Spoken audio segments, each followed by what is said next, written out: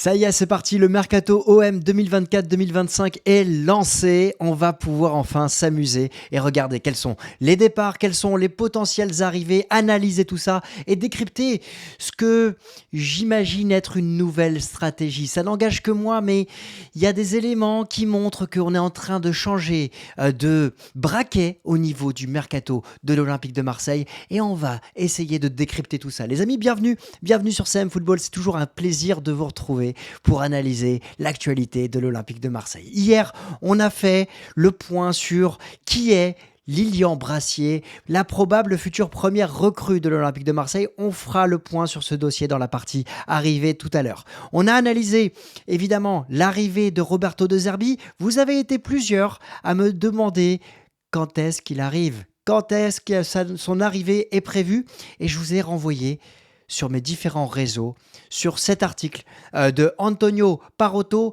de Sassuolo News qui a annoncé hier sur Twitter De Zerbi et Giovanni Rossi vont arriver à Marseille dans les prochains jours, probablement le début de semaine prochaine. Ils travaillent déjà et ils sont en train de régler des formalités administratives et fiscales pour arriver en France. Donc, patience ici et calme de mon côté pour l'arrivée de Roberto De Zerbi qu'on analysera et qu'on suivra à travers sa conférence de presse d'arrivée la semaine prochaine. Je croise les doigts également de mon côté. Alors aujourd'hui, on va faire le point sur le Mercato OM et cette nouvelle stratégie que j'ai identifiée. On en parlera en fin de vidéo. Vous allez voir, il y a un réel fil rouge dans cette vidéo. On fera le point, évidemment, sur les finances. C'est la base de tout pour voir ensuite quels seront et quels sont les départs, les arrivées et à quoi ressemblera l'Olympique de Marseille de Roberto De Zerbi. Déjà, pour commencer, à partir des finances, il faut faire le point sur le fait que l'Olympique de Marseille n'a pas de Coupe d'Europe. Alors vous allez me dire, Christophe, pourquoi tu nous dis ça? On le sait. Pourquoi tu appuies et pourquoi tu remues le couteau dans la plaie? Parce que l'Olympique de Marseille avait budgété sur son plan comptable une qualification en Coupe d'Europe. Tous les joueurs qui ont été recrutés l'année dernière ou en début de saison dernière l'ont été avec une potentielle qualification en Coupe d'Europe. Et ça change énormément de choses. Et c'est pour ça que l'Olympique de Marseille a passé ses contrôles auprès de la DNCG et a dû montrer patte blanche, a dû fournir de nouveaux documents. Karim Attab, hier, avec Maritima Media, l'a annoncé, l'OM a validé son passage auprès de la DNCG. Pas de souci pour l'OM, aucune mesure prise contre le club. C'est un point très important et fondamental pour la suite du mercato, là où on a eu la masse salariale et les mouvements qui ont été encadrés ces dernières saisons ou encore lors du passage en janvier dernier, là il n'y a pas de restriction. Alors on va essayer de comprendre pourquoi juste après. Le deuxième point, c'est qu'on est dans une période très délicate. On a un ancien président de l'Olympique de Marseille, Vincent Labrune, qui est président de la Ligue de football professionnel, qui est en train de gérer les droits de TV pour la Ligue 1 à partir du 15 août prochain. On n'a pas encore de diffuseur. Vous le savez, on le sait, mais ça a un réel impact dans les finances de l'Olympique de Marseille. Comment l'OM va pouvoir travailler son recrutement, son mercato, sans avoir la certitude d'avoir une manne financière. Alors on sait que l'OM est la locomotive du football français pour la diffusion, notamment sur la Ligue 1. C'est pas moi qui le dis, c'est Cyril Linette, ex-patron des sports de Canal+, ex-patron du PMU, et l'OM peut en tirer profit. Surtout que l'OM n'aura pas d'Europe, là où Canal+ aura tous les droits des Coupes d'Europe la saison prochaine. Donc, l'OM peut tirer profit des droits TV, mais on ne sait pas quels sont les montants. Donc, gros point d'interrogation sur les finances. Comment est-on capable de pouvoir sortir de l'argent et de générer des revenus sans ces droits télé à l'heure actuelle? Alors, je vois évidemment et je lis au quotidien et chaque heure tout ce qui se passe autour de l'Olympique de Marseille. On est en droit de se poser la question, et je peux comprendre ceux qui se posent la question d'une potentielle vente de l'Olympique de Marseille, d'une injection de fonds dans le capital de l'Olympique de Marseille, des finances qui seraient développées à travers des investisseurs autour de l'Olympique de Marseille. Ça peut s'entendre tellement on est dans le flou. Est-ce qu'on doit porter du crédit à toutes ces rumeurs? Moi, je reste très pragmatique, très, on va dire, terre à terre. Je crois ce que je vois et donc ce que je vois aujourd'hui, c'est un actionnaire qui est présent, qui a remis de l'argent régulièrement dans les comptes de l'Olympique de Marseille et qui a épuré, encore une fois, des dettes naturelles, des dettes structurelles, des dettes conjoncturelles, mais surtout des dettes qui se sont, on va dire, diminuées au fur et à mesure. Et c'est l'objet de son interview Investir pour construire. L'OM n'est pas à vendre, on le sait. Il vendra un jour l'Olympique de Marseille, c'est certain. Chaque jour qui passe est un jour qui rapproche Franck McCourt de la vente, comme Didier Deschamps. Je paraphrase Didier Deschamps qui disait ça lorsqu'il était entraîneur de l'Olympique de Marseille et quand on lui posait la question des rumeurs qui l'amenaient à quitter l'OM. Mais ce sont des faits et la Provence rapporte justement que Franck McCourt a encore fait pencher la balance et les dirigeants marseillais vont pouvoir aborder les transferts avec un peu plus de sérénité. Il y avait potentiel dette déficit de 12,7 millions d'euros qui ont été épurés par l'actionnaire majoritaire. Je reste et je vais clôturer ce point finance ici. Important de le préciser. Je suis indépendant. Je n'ai pas de lien avec l'Olympique de Marseille. Je ne travaille pas avec l'Olympique de Marseille. C'est ma compréhension de ce qui se passe autour de l'Olympique de Marseille qui est évoquée ici. Donc, libre à vous de penser ce que vous voulez.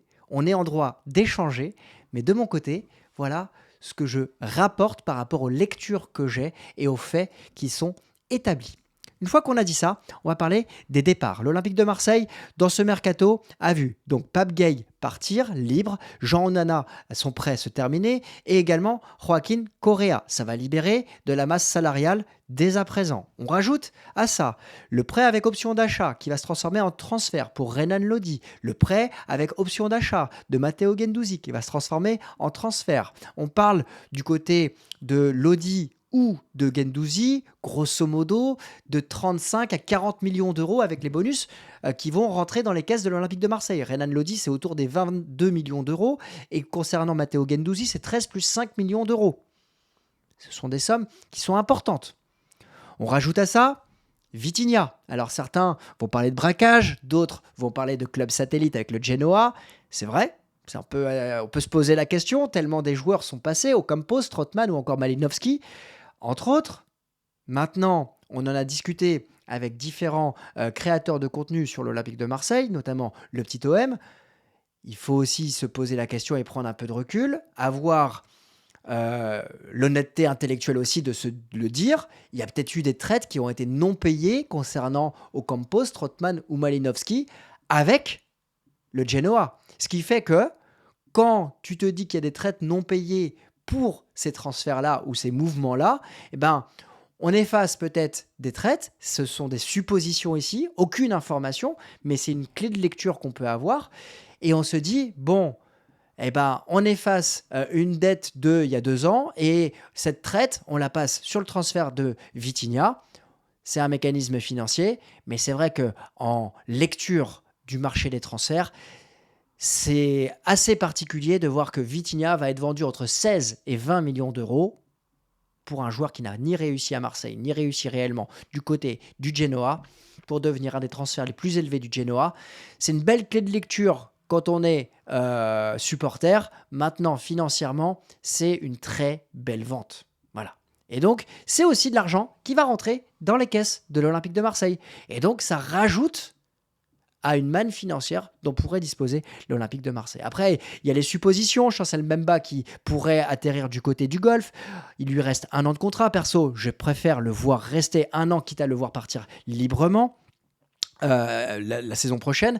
Mais s'il y a une somme à 2 chiffres, on ne va pas se priver. Du côté de Gigot, on s'attend à une somme qui se situerait entre 5 et 9 millions d'euros, qui se rapprocherait des 2 chiffres. Et il y aurait possiblement, selon la presse turque ce matin, un accord avec un club de Turquie. À voir, mais ça pourrait faire rentrer encore de l'argent. On sait que Jonathan Klaus est amené à partir, et on va attendre la fin de l'Euro que l'on suit sur le vestiaire, avec les Night Sessions. N'hésitez pas à vous abonner au vestiaire, on est présent tous les soirs. Et d'ailleurs, il est 11h07, vers 13h, vous aurez une vidéo qu'on va tourner avec Thomas pour l'avant-match de France-Pays-Bas, qui aura lieu demain. Et puis, on a la question de Léo Balerdi. Va-t-il partir ? Perso, j'ai pas envie de le voir partir. La somme qui est évoquée sur le marché des journalistes, c'est 20 millions d'euros. C'est sa valeur marchande Transfermarkt. Et il se dit, selon la presse française, la Provence, l'équipe, que Roberto De Zerbi voudrait faire de lui une charnière centrale, le point de base de sa charnière centrale avec Lilian Brassier. Il y a une prolongation qui est en discussion. On va le laisser revenir et le laisser digérer sa non-sélection sur la Copa América avec l'Argentine.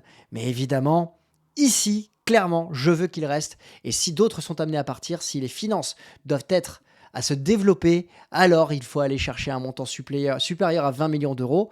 Maintenant, 20 millions d'euros, si on réfléchit de manière très pragmatique par rapport à ces 2 ans de contrat qui lui restent, c'est pas cher payé. Moi, j'aimerais un peu plus, mais 20 millions d'euros, quand tu sais qu'il y a encore un an, tu aurais pu le refourguer 10 millions d'euros, tu aurais été content. Il faut savoir rester à sa place, mais il faut savoir aussi tirer profit des bonnes valeurs marchandes. Mais j'ai envie qu'il reste.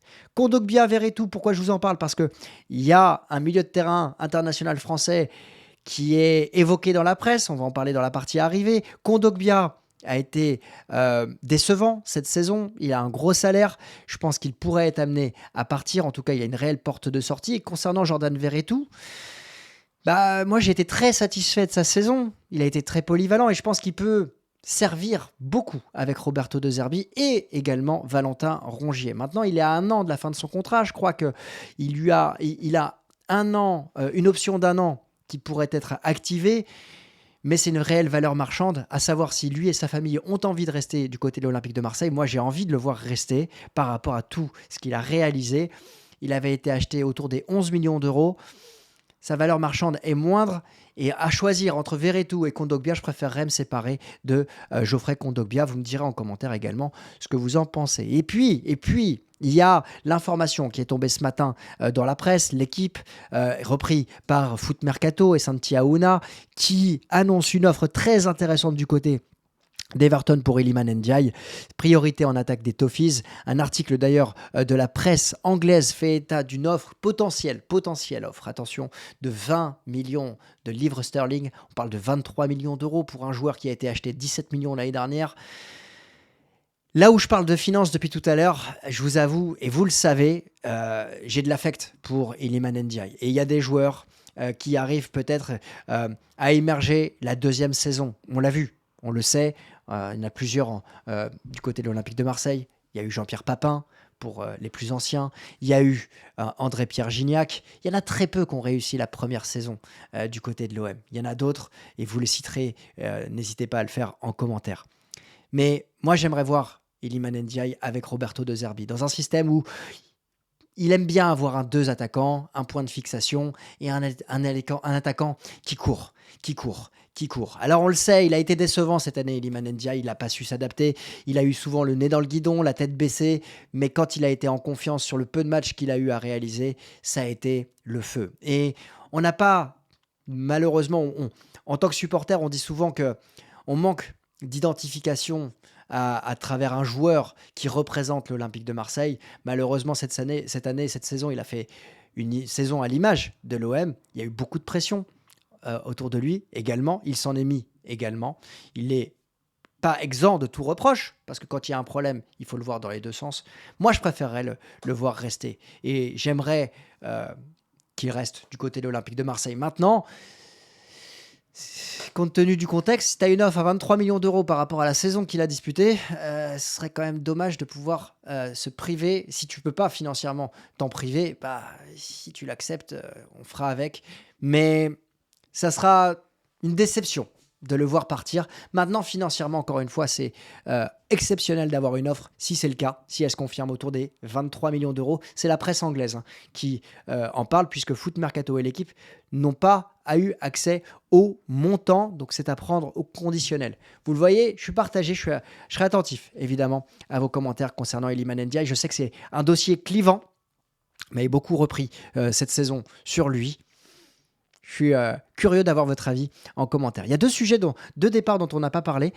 C'est Ismaïla Sarr et Pierre-Emerick Aubameyang. Ils ne sont pas évoqués dans la presse, à part pour Ismaïla Sarr, mais je ne serais pas surpris que du côté de Pierre-Emerick Aubameyang, il puisse se passer quelque chose. Je n'ai pas d'infos particulières, mais c'est par rapport au style de jeu peut-être de Roberto De Zerbi. Je suis pas certain que le profil de Pierre-Emerick Aubameyang colle. À suivre, en tout cas, à suivre. Je peux me tromper, évidemment, mais c'est un avis, voilà. Et concernant Ismaïla Sarr, c'est la tribune OM qui avait évoqué la possibilité de voir Ismaïla Sarr partir en prêt à Villarreal en janvier dernier. Le dossier est en stand-by, puisque l'OM ne veut pas de prêt, mais d'un transfert sec. Et à choisir entre nous, entre Ismaïla Sarr et Iliman Ndiaye, je préférerais garder évidemment Iliman Ndiaye et lui laisser le bénéfice d'une deuxième chance du côté de l'Olympique de Marseille. Voilà, pour le tour des départs qui sont évoqués dans la presse, on va passer aux arrivées avec le point sur le dossier Lilian Brassier. Lilian Brassier qui devrait devenir la première recrue. La presse italienne avec le Corriere della Sera, édition Bergame, qui confirme que Brassier a décidé de rejoindre l'Olympique de Marseille malgré l'intérêt de plusieurs clubs. C'est un choix fort, on parle d'un transfert de 9 plus 3 millions de bonus. La Repubblica dit du côté de Bologne que l'OM a été plus rapide sur le dossier Brassier. Ça va se confirmer, il faut que l'OM et Brest se mettent d'accord. On va voir évidemment comment ça va se passer à travers aussi les passages auprès de la DNCG qui doivent se clôturer. Et vous savez aussi, il y a ce bilan comptable qui est toujours au 30 juin. Donc il y a des mouvements qui peuvent être réalisés le 30 juin juste avant ou juste après en fonction de quelle écriture comptable les clubs souhaitent réaliser. Donc patience pour moi ici du côté de Brassier. Alors il y a le dossier Tanguy Ndombele. Très gros dossier clivant, le joueur est libre, il n'a plus de contrat ni avec Galatasaray, ni avec Naples, ni avec Tottenham, il s'est libéré de son contrat. Il ne s'est pas libéré de sa masse corporelle qui l'a vu gonfler. Si on regarde les différentes vidéos, les différentes images du côté de Galatasaray, ça reste un talent pur ce joueur. Ça reste un talent qui a su exploser du côté de l'Olympique Lyonnais, qui a su être international français, qui a su aussi être titulaire avec un entraîneur de renom, José Mourinho, qui a été titulaire également avec Antonio Conte du côté du Napoli. Ça reste une énigme quand même ce joueur parce que c'est vraiment un talent gâché. Et aujourd'hui, si je dois vous partager mon avis, je vais me ranger du côté d'un des plus grands entraîneurs de l'histoire du football, José Mourinho, puisqu'il a quand même remporté plusieurs Ligues des Champions, entraîné des clubs mythiques. Il a été honnête, c'est le genre de joueur dont tu attends toujours plus que ce qu'il te donne, tellement il est meilleur que les autres et il devrait le montrer. Il a été très dur, mais on le sait, Mourinho est très dur aussi avec les jeunes talents et quand il parle de Tanguy Ndombele, il dit: quand je regarde l'équipe de France et que Tanguy ne joue pas, je ne blâme pas Didier Deschamps, je blâme Tanguy parce qu'il est meilleur que les autres et il devrait le montrer tous les jours et à tous les entraînements. Alors qu'est-ce qu'on fait ? Si jamais c'est une vraie piste, parce qu'il y a aussi cette possibilité, est-ce que c'est une réelle piste ? Moi, je suis curieux, parce que si tu remplaces Kondogbia par Ndombele, tu fais un vrai pari. Et des paris, on en a tenté à l'Olympique de Marseille. Alors, est-ce qu'on a les finances pour le faire ? C'est un joueur qui est gratuit, qui est libre. On a tenté Diaby, Abou Diaby, vous vous rappelez, on s'est planté. On a tenté Kondogbia, ça a été décevant. On a tenté Lassana Diarra, ça a marché. Il y a des joueurs comme ça, tu sais qu'il leur faut le bon contexte. Maintenant, est-ce qu'on est en droit, dans une saison intermédiaire, d'aller tenter un pari ? J'ai envie de vous dire, les mots qui étaient employés pour Matteo Guendouzi quand il quitte l'Hertha Berlin, alors qu'il est en prêt du côté d'Arsenal, il y avait beaucoup de mots négatifs autour de lui.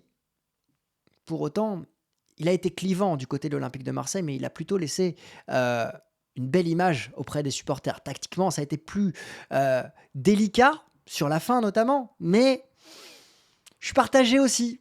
Voilà. Maintenant, il a des kilos en trop, et ça, c'est no way. C'est par rapport à Roberto De Zerbi. Mais on a un entraîneur aussi ici qui a l'air très très dur et qui peut faire bouger les lignes. Alors, si Mourinho n'a pas réussi à faire bouger les lignes, est-ce que Roberto De Zerbi, c'est un pari risqué ? Voilà. Peut-être qu'il faudra aller chercher une autre piste. Et ce sera mon mot de la fin pour Tanguy Ndombele. Alors, concernant Belloumi, j'ai vu la piste se développer sur les réseaux sociaux. Elle est en cours de travail. Je ne peux pas vous sortir une vidéo comme ça aussi rapidement sur un joueur que je n'ai pas vu jouer l'année dernière du côté de Farense. Donc, ça travaille. Si le joueur vient à signer, On fera une vidéo à travers les différents éléments que j'ai pu regrouper, que je suis en train de travailler, mais ça fait partie des éléments où on peut imaginer une nouvelle stratégie du côté de l'Olympique de Marseille parce que on parle d'un profil qui est estimé et d'une offre autour de 4 à 5 millions d'euros. C'est un joueur qui joue dans une équipe qui a eu très peu la possession, si on suit évidemment les amis de DT Football. C'est un joueur de percussion, c'est un gaucher comme Lilian Brassier. Et je vous partagerai, je étudierai ce slide plus précisément s'il vient à signer, mais je vous laisse en visibilité sur la vidéo pour que vous puissiez le lire. C'est un joueur qui peut plaire à Roberto De Zerbi et il semble que la piste ait été validée par Roberto De Zerbi parce que Roberto De Zerbi, dans ses équipes, je pense notamment à Sassuolo, je pense aussi à Brighton, il a souvent eu un ailier de percussion. Il l'a eu avec Jérémy Boga, et il l'a eu également avec Simon Adingra. Si vous avez suivi la Coupe d'Afrique des Nations, Simon Adingra, ça a été l'espoir, la pépite qui a explosé avec la Côte d'Ivoire et qui joue du côté de Brighton et qui a une explosivité. Et il semblerait que Belloumi soit de ce calibre-là, cette explosivité, accessible financièrement. Encore une fois, on va y revenir dans la dernière partie et la stratégie. Accessible financièrement, explosif, ailier. Et il y a une vidéo hier qui m'a été partagée sur Twitter que j'ai retweetée et j'ai remercié d'ailleurs l'auteur du tweet parce qu'il y a une faculté et une exigence mentale de la part de Roberto De Zerbi qui est au-dessus de la moyenne haute. Et il cherche des joueurs de ce calibre-là. Et donc, ça pourrait être intéressant de voir comment ce joueur pourrait s'intégrer dans les profils recherchés du côté de Roberto De Zerbi. En tout cas, le rapport finance-hype est élevé de mon côté, mais ça nécessite encore une fois d'être étudié parce qu'il y a des zones d'interrogation, notamment celle d'un joueur qui a 22 ans, qui doit encore finir sa post-formation, je dirais, et s'adapter à un contexte marseillais. Ici, il pourrait remplacer numériquement Iliman Ndiaye, mais quand on voit comment ça a été dur pour Iliman Ndiaye de s'intégrer à l'Olympique de Marseille, voilà les zones d'interrogation qu'on pourrait avoir. Mais c'est un oui. Alors, il y a d'autres pistes qui ont été évoquées. Lorenz Assignon pour remplacer du côté droit Jonathan Klaus. L'OM discute avec Rennes, puisque son prêt s'est terminé du côté de l'Angleterre avec Burnley, qui a été relégué. Il y a Moussa Diarra également. Lui, je suis assez surpris de la piste. Quand j'ai été checker sa fiche, c'est un joueur qui est dans le giron également de l'agence de Jordan Verretou. Donc, curieux, il est libre de tout contrat. Il est défenseur central gauche. Donc, curieux de voir cette piste sortir parce qu'on va recruter probablement Lilian Brassier. Voilà. Mais c'est une piste qui a été évoquée, donc on l'étudiera naturellement si elle vient à se confirmer. Alors, pour conclure cette vidéo, cette longue vidéo, merci d'être encore là. N'hésitez pas à liker, commenter, partager et à me dire que vous êtes encore là pour la nouvelle stratégie. Pablo Longoria est en train, encore une fois, de sortir de nombreux dossiers. C'est pas... Alors, je dis Pablo Longoria parce que, évidemment, c'est le président. Mais il est en train de reconstruire sa garde rapprochée. Mehdi Benassia, également Giovanni Rossi et Roberto De Zerbi. Donc, c'est un mercato à 4 mains. Il y a, encore une fois, enfin 4 mains, à 8 mains, pardon. Il y a de nombreux dossiers, de nombreuses pistes qui sont ouvertes et c'est normal. Et ça s'accélère aussi, il faut le comprendre, avec la DNCG, hier, qui a donné son feu vert pour le recrutement de l'Olympique de Marseille. Il y a une ligne directrice qui est en train de se dégager, parce que j'imagine que tout ce mercato, il est réfléchi avec Roberto De Zerbi et les gens qu'on a cités tout à l'heure. La ligne directrice, c'est que, vous le voyez peut-être à travers Mumbagna, qui a été recruté, et je parle financièrement, en janvier dernier, Quentin Merlin, en janvier dernier, on a des joueurs qui ne sont pas pleinement satisfaisants à l'heure actuelle, qui doivent encore travailler, mais qui ont été recrutés autour des 8, 10, 12 millions d'euros. On a un Belloumi, dont on parle. On a un Brassier, qui connaît la Ligue 1. On a un Ndombele, qui connaît la Ligue 1. Des jeunes joueurs qui pourraient être rapidement aptes. Je parle de Brassier, je parle pas forcément d'Ndombele, mais rapidement aptes à Signon, s'il vient à signer, dans des zones de marché des transferts autour des 10 millions d'euros. Là où l'OM a vendu plusieurs joueurs, je ne vais pas les reciter, 15, 20 millions d'euros et est en train d'accepter des offres autour des 20 millions d'euros. Donc, il y a une voilure qui est à la baisse au niveau de les dépenses, et ça, c'est important de le signaler. Et il y a une volonté d'aller chercher des joueurs qui apportent de la hype, parce que, on va pas se mentir, mais sur les réseaux sociaux, quand tu tapes Belloumi, tu as une réelle hype autour de l'international algérien. Brassier, joueur qui a envie de franchir un palier. Quentin Merlin, joueur qui a envie de franchir un palier aussi. Mumbagna, qui doit davantage travailler, s'adapter. Il y a quand même une ligne directrice qui est différente par rapport à la saison dernière où on a claqué 15-20 millions d'euros. Et la hype reste présente parce qu'il y a aussi un entraîneur de renom qui est en train d'arriver, Roberto De Zerbi. Le timing est, pour certains, inquiétant, pas pour moi. Je vous l'explique pourquoi. On est le 20 juin. Le championnat reprend dans 2 mois. L'entraînement reprend le 1er juillet.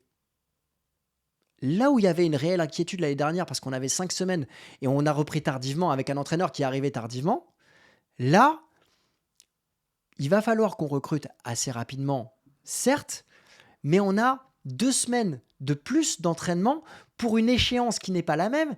On jouait notre saison face au Panathinaikos très rapidement. Là, on va entrer dans le championnat de Ligue 1. Alors, il y a 34 matchs. Oui, il va falloir pas se louper dès le début. Mais il y a un marché qui est aussi au ralenti parce qu'il y a des choses qui sont extérieures à l'Olympique de Marseille et au marché du mercato de l'Olympique de Marseille. Si on prend un peu de recul, on a l'euro qui est encore en place. On a le marché des droits TV dont on a parlé qui n'est pas encore défini. Et tout ça, ça joue et ça pèse. Quel autre club a avancé dans son mercato ? Je vous rappelle que si on doit se comparer à des clubs comparables, l'Olympique lyonnais, même s'il a vu la Lacazette rester, ce qui peut ouvrir une autre piste d'ailleurs, on n'en a pas parlé, un certain Géorgien qui est à l'Euro, l'Olympique lyonnais n'a pas réellement avancé et n'est pas encore passé devant la DNCG. Donc, restons mesurés et attendons, patientons calmement. Encore une fois, ces mots n'engagent que moi, si vous avez loupé une partie de la vidéo. Et enfin, je terminerai là-dessus. Moi, ce qui me plaît dans ces joueurs qui sont recherchés, c'est qu'on est sur un style jeune, on est sur la volonté de relancer. Relancer, c'est le style de De Zerbi. Et on a de la percussion avec Belloumi, même si, encore une fois, on ne va pas s'enflammer, on ne va pas le mettre comme Iliman Ndiaye l'année dernière, mais il y a quelque chose qui est une ligne directrice qui est en train d'être travaillée, financièrement et sportivement. Et ce projet, parce qu'on cherchait quel était le projet de l'Olympique de Marseille, il est peut-être en train de se définir à travers la structure de direction. Je le répète souvent, quand la tête va bien, les jambes vont bien. Et cette structure, elle est en train d'être mise en place. Elle ne se fait pas en 2 jours. C'est pour ça qu'il faut qu'on soit patient. Et si elle se décline à travers des joueurs qui collent au profil d'une direction qui a un projet sur 3 ans, je pense qu'on va pouvoir se marrer. En tout cas, je l'espère. C'est mon espoir. Je le vois dans ce sens-là. Si jamais ça ne se passe pas comme ça, on sera là pour, je ne vais pas dire le critiquer, mais en tout cas pour l'analyser et pour essayer d'argumenter et de trouver des solutions. J'espère que cette vidéo vous aura plu. On a pris un peu plus de temps que prévu aujourd'hui. Je vous souhaite à tous une excellente journée. Je vous souhaite un bel Euro également. Rendez-vous sur le vestiaire tout à l'heure pour l'avant-match de l'Olympique de Marseille. Et si vous êtes encore présent, toujours un bénéfice pour les plus fidèles d'entre vous. Mon partenaire, Programme TV Foot, c'est une application gratuite qui vous permet de pouvoir avoir accès à sur quelle chaîne est diffusée la rencontre, toutes les rencontres, donc l'Euro par exemple, la Ligue 1, la Ligue des Champions. Aujourd'hui, c'est vrai qu'on ne sait pas réellement sur quelle chaîne sont diffusés les matchs. c'est parfois compliqué, bah, sur Programme TV Foot, c'est l'application gratuite. Vous avez le lien qui est dans la description. Il y a plus de 500 000 téléchargements qui ont été réalisés. Vous avez la possibilité de savoir sur quelle chaîne sont diffusées les rencontres. C'est gratuit. Et ça me permet aussi de pouvoir développer la chaîne. C'est notre sponsor chez Le Vestiaire. Voilà, je lui donne un petit coup de main sur CM Football, donc n'hésitez pas à aller télécharger l'application. Les amis, bonne journée, peut-être à demain s'il y a de l'actualité. Sinon, je vous retrouve très vite pour une prochaine vidéo sur l'actualité de l'Olympique de Marseille. Allez l'OM, ciao.